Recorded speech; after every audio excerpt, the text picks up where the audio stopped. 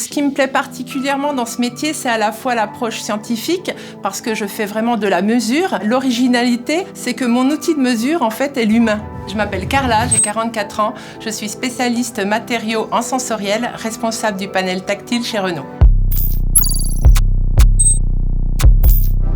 On se doute bien que le sens touché pour un conducteur est un des sens les plus sollicités.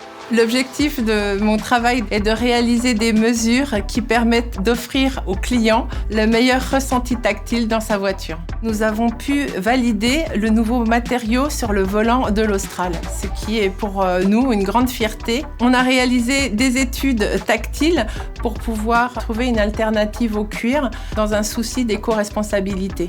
Les autres pièces de l'habitacle de l'Austral ont été validées aussi, que ce soit la planche de bord, les tissus de siège, la coudoir centrale et la coudoir de porte, ainsi que le bandeau de porte. On s'est basé sur tout d'abord des études clients par rapport aux attentes sur les différentes pièces analysées. Ces pièces sont validées par notre panel tactile en utilisant l'outil de référence tactile chez Renault qui est le SensoTact.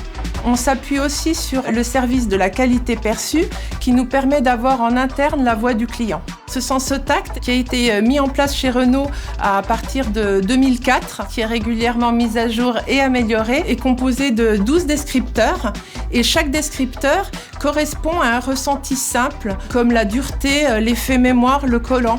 Pour chacun des descripteurs, les échelles sont graduées de 0 à 100 par pas de 25. On a une définition qui est rapportée, un protocole et une gestuelle à bien respecter pour avoir des mesures fiables et justes. Tous les panélistes sont des volontaires qui travaillent chez Renault. Je les ai formés. Je suis aussi sûre que si je les calibrais comme un outil de mesure commun, avec l'originalité de pouvoir échanger, rire et boire un café avec ma machine de mesure.